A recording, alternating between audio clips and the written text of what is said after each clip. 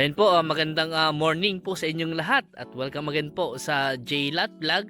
At so ayun po, for this episode po natin, andito naman po tayo ngayon sa bayan po ng Umingan, Pangasinan, at meron po kaming ipapakita po sa inyo na property po dito. So ito po ay meron pong sukat na 2.5 hectare. Ito po ay house and lot po siya. So yung kanyang lote ay nasa area po na 2.5 hectare. At meron po isang bungalow house dito sa part na to, sa may mataas na part na ito. Andun po yung bahay. At yun nga lang po, hindi ko po natanong sa mga source po namin kung ilan yung sukat nung bahay. So ito po nga po ay simula po doon sa bakod na yon. Paganoon po siya hanggang doon po daw sa may bagong fence doon. So ang estimate namin frontage po niya nasa mga 100 meters po. So itong side na to kasama rin po sa property, itong side na to. No boss? Itong part na to kasama. Ayan, so nakaalong barangay road po sa sementado. At ang layo po niya sa highway, estimate ko siguro mga 3 to 4 kilometers po siguro. Sa town proper mga ilang kilometro lang, mga 10 minutes driving lang. At ayun nga po, ito po ay merong ilan yung mangga niya boss? 50 na puno ng mangga. Tapos pasokan dito. Tapos yung kanyang bahay, ito po yung bahay na kasama na po sa bentahan. At dito nga po meron na pong power line. Ito nga po yung power line. May internet connection na rin po. Ang source of water po dito, di ko lang po sure kung meron na pong nawasa. Pero kung wala pang nawasa, pwede na po tayong mag deep well kung sakasakali po. At yun nga po yung boundary ng property sa bakod na iyon. Pag ano na po siya, hanggang doon po. Ayan, so kagandahan po nito, medyo mataas po yung property kaysa sa daan. At ito nga po yung kanyang bahay.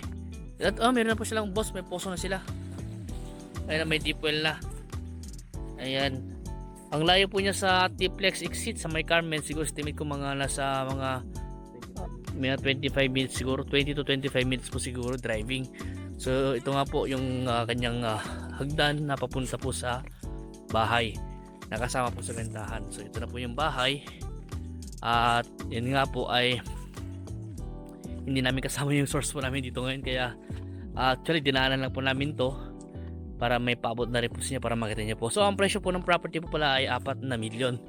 So sa 4 million po na presyo ng property ay pag-usapan nyo na lang po ni seller yung mga obligasyon po ng bawat isa. At kung gusto nyo pang tumawad, si seller na lang po yung kakausapin natin kung sakasakali po. So dito, di ko lang, ano to boss? Ayan yung boundary siguro, kasi may boundary niya no. Ayan. Parang ginawang ano lang. Oo. O parang boteka, o ano yan, parang garahe ganun. So dito sa part po to, sa baba dito, mayroon pong bahay po dito. Baka boss, yun na yung boundary niya, yung may bahod na yun siguro. Tapos dito may overlooking po siya dito sa may bandang north side po ng property. So maganda ito pag tawag dito yung two story na bahay, kitang-kita mo yung view dito. Parang ayan, kitang-kita mo yung view dito. So ganito rin po yung ibang portion ng property. May mga puno po dito, may mga tawag dito, guyabano, atis, buko, may mga mangga, papaya, may tawag doon, no? Malunggay, mga mahogany. Tapos ano po yung ibang puno ng mangga, tapos dito sa side po dito. So yun nga po yung puno ng mangga niya, nasa 50 daw po. Dito nga po yung bahay. At kailangan na nga pong i-renovate. Ayan po, dito po yung kanyang kusina. Ayan po. At ito naman po yung kanyang sala. At ito naman po yung kanyang kwarto. So dalawang kwarto po siya. Talagang inabandona na po nila. Ito po yung kwarto. Ayan. Ayan po yung kwarto. Tapos kasama na rin po sa bentahan yung ito, yung mga Korean. Ayan, medyo madilim boss. Ayan, yan yung mga Korean na yan. Kasama. Mahilig sa Koreano yung ano niya. So ito po yung property. Kung sakali magustuhan nyo po. Ito nga po ay accessible lahat ng sasakyan. At hindi po mahirap puntahan dahil wala po tayong dadaan ng rough road po. At ito nga po ay malapit lang po talaga sa town proper. At dito malapit sa highway. At yun nga po, andito na rin po yung mga kailangan nyo. May internet connection na. Nakakapit na rin yung ano yata. Nakakapit Ay hindi, sa kabila pala yan. sa kabila. Oo. So pwede na tayo siguro disconnect na lang, disconnect. So pwede naman po silang pwede na lang silang magpakabit ulit. Tapos internet connection naman na. Yung signal lang ng telco, malakas din ba? Malakas, oo. Ayan. So ito sa part na to, sa side na to, kasama po ito. Kasama daw po sa bentahan itong side na to.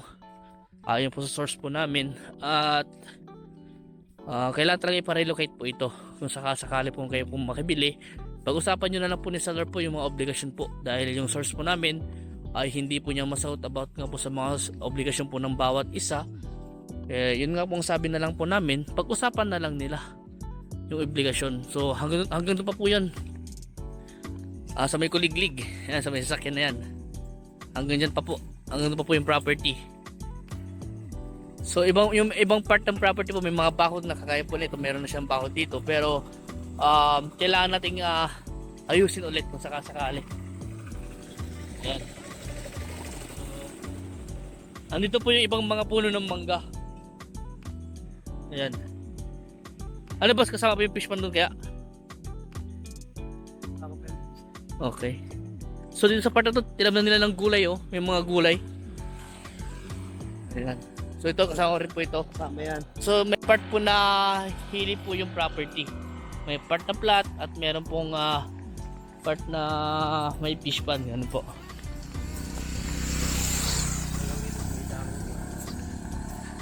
Hanggang dito lang sa Manitan boss? O kasama pa yung kabila doon? Ay hindi na no? Hindi na boss, boundaries na to. Oo, itong boundaries niya. So hanggang dito na po yung property. Sa part po na ito, itong bakod na to. Paganoon na po siya. Tapos hanggang dito na din siguro. Ayan, paganoon na po. Ayan, tara boss. So ulitin ko po, ito po ay meron pong sukat na 2.5 hectare. At ito nga po ay house and lot po siya. Ang presyo po ng property ay 4 na milyon. Kung gusto nyo pa i-negotiate yung price, kausapin na natin yung mismong may-ari. At may 5% naman po kami dito kung sakasakali po at yun nga po, kung gusto pa i-negotiate yung price, kausapin natin yung may-ari po para magkasalubong po kayo. At kami naman po mga ahente, kami naman po ang tutulong sa inyo upang mag due diligence po sa mga dokumento na kakailanganin na gusto nyo matignan. At yun nga po, tutulungan po namin kayo hanggang sa matransfer po ang title. Kung sakaling meron naman po kayo taga-transfer ng title, mas mainam po. Pero kung sakaling wala po, meron naman po kami kakilala na nagtatransfer po ng title na pwedeng makatulong po sa atin. Yun nga lang po ay babayaran natin yung kanyang tinatawag na professional fee. Ayan.